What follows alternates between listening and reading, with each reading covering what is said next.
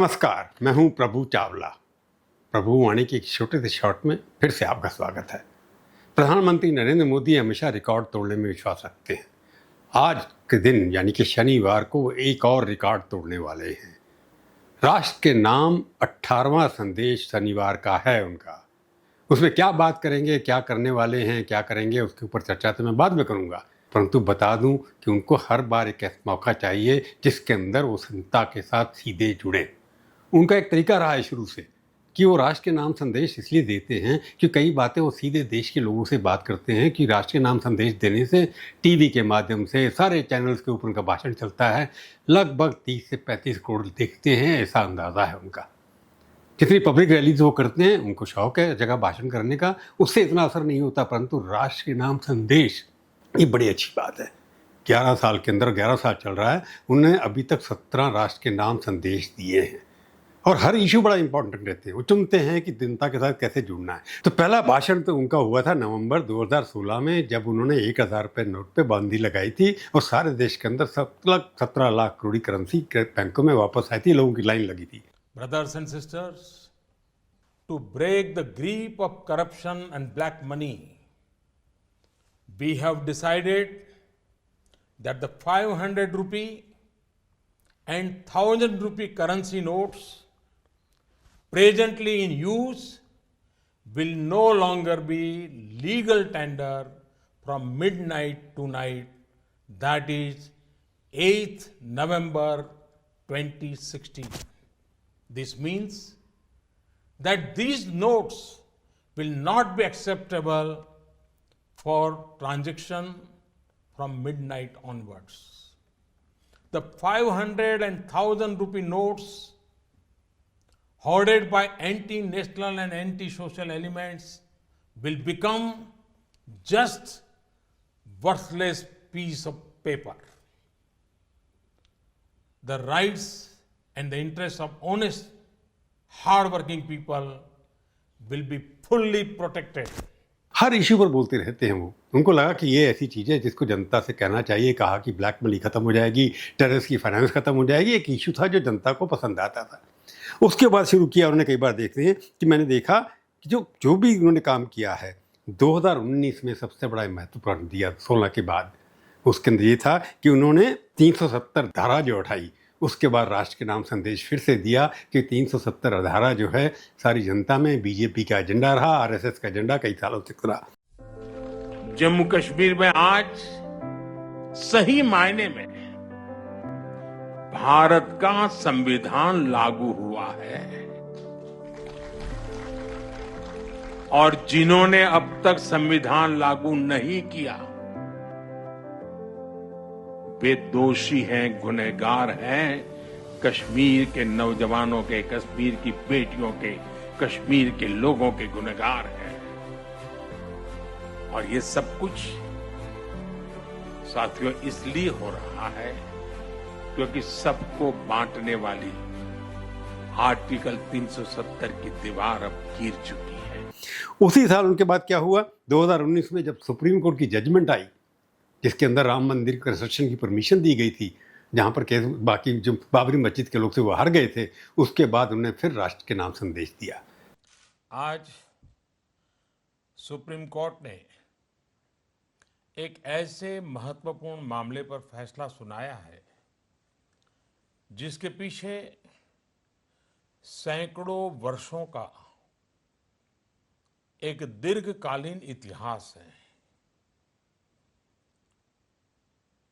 पूरे देश की ये इच्छा थी कि इस मामले की अदालत में हर रोज सुनवाई हो, जो हुई और आज निर्णय आ चुका है। दशकों तक चली न्याय प्रक्रिया और उस पूरी प्रक्रिया का अब समापन हुआ है। साथियों, पूरी दुनिया ये तो मानती ही है कि भारत दुनिया का सबसे बड़ा लोकतांत्रिक देश है। आज दुनिया ने ये भी जान लिया है कि भारत का लोकतंत्र कितना जीवंत है और कितना मजबूत है।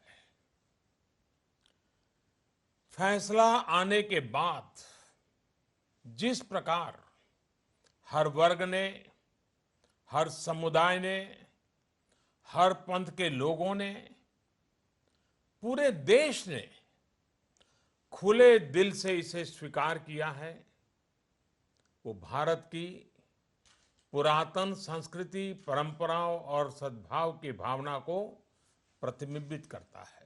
पर सबसे ज़्यादा भाषण उन्होंने कोविड के दौरान दिए। कोविड के दौरान 6 बार 2020 में और 4 बार 2021 में।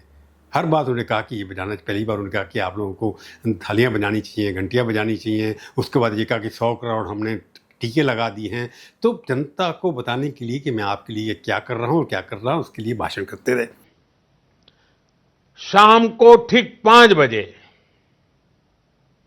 हम अपने घर के दरवाजे पर खड़े होकर या बालकनी में या खिड़कियों के सामने खड़े होकर 5 मिनट तक,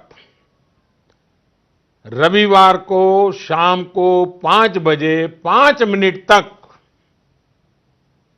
ऐसे लोगों का आभार व्यक्त करें।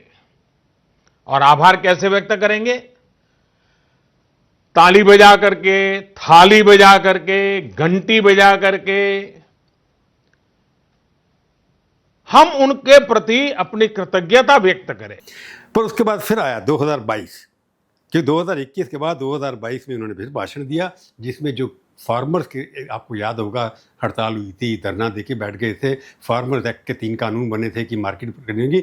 उसके बाद जब विड्रॉ किया, उसका अनाउंस भी प्रधानमंत्री ने राष्ट्र के नाम संदेश देकर देखा, ताकि फार्मर जो हैं, किसान लोग भाई, उनसे उनकी बात को सुने और समझें कि उन्होंने जो फैसला किया था वो रिवर्स कर रहे हैं, कि वो फार्मर के हित में बात कर रहे हैं। फिर आता है 2025, जो पिछले साल की बात है। सबसे पहला भाषण उनका हुआ ऑपरेशन सिंदूर पे, कि बताया कि किस तरह हमने पाकिस्तान को पिटाई की है, किस तरह हमारी विराट सेना जीती है और किस तरह से हम अंतर्राष्ट्रीय वर्ग के अंदर एक हम हीरो बन गए। साथियों, 22 अप्रैल को पहलगाम में आतंकवादियों ने जो बर्बरता दिखाई थी, उसने देश और दुनिया को झकझोर दिया था। छुट्टियां मना रहे निर्दोष मासूम नागरिकों को धर्म पुष्कर उनके परिवार के सामने, उनके बच्चों के सामने बेरहमी से मार डालना, यह आतंक का बहुत विभत्स चेहरा था, क्रूरता थी। ये देश के सद्भाव को तोड़ने की घिनौनी कोशिश भी थी। मेरे लिए व्यक्तिगत रूप से ये पीड़ा बहुत बड़ी थी। इस आतंकी हमले के बाद सारा राष्ट्र, हर नागरिक, हर समाज, हर वर्ग, हर राजनीतिक दल एक स्वर में आतंक के खिलाफ कड़ी कार्रवाई के लिए उठ खड़ा हुआ। हमने आतंकवादियों को मिट्टी में मिलाने के लिए भारत की सेनाओं को पूरी छूट दे दी और आज हर आतंकी, आतंक का हर संगठन जान चुका है कि हमारी बहनों बेटियों के माथे से सिंदूर हटाने का अंजाम क्या होता है। और उसके बाद 21 सितंबर 2025 को जीएसटी जब उन्होंने सुधार किए, उसके अंदर कई संख्या कम की, टैक्स कम किए, कि राष्ट्र को एक संदेश दिया कि मैं मिडिल क्लास के लिए जीएसटी कम करने के लिए ये सब करने वाला हूँ, राष्ट्र के नाम संदेश दिया। उससे पहले जब एक बार फिर भी किया था पार्लियामेंट के अंदर भी राष्ट्र के नाम संदेश, मैं उसको नहीं गिन रहा हूँ। तो ऐसे भाषण मैंने नहीं दिए कि उन्होंने पार्लियामेंट के अंदर दिए या बाकी स्टेजेस के ऊपर जाके दिए, उसके बारे में बात बिल्कुल नहीं कर रहा हूँ। परंतु ये बताना चाहता हूँ कि राष्ट्र के नाम संदेश देने के पीछे मोदी जी हमेशा अपनी जनता को डायरेक्ट एड्रेस करते हैं। अब मेरे को लगता है कि वुमेन रिजर्वेशन के बारे में बात हो सकती है, ये भी लगता है किसी और इशू पर भी बात हो सकती है, परंतु उनका उद्देश्य ठीक है। चुनाव चल रहा है, वेस्ट बंगाल में है 23 तारीख को और तमिलनाडु में भी है और 2 चरण होने हैं, परंतु चुनाव के माध्यम के ये राष्ट्र का संदेश उनका नहीं रहा। उनका संदेश यही रहा कि मैं जनता के लिए काम करता हूं और राष्ट्र के नाम संदेश देने के पीछे उनकी बहुत गहरी सोच होती है। आप देखते रहिए प्रभुवाणी आज इतना ही।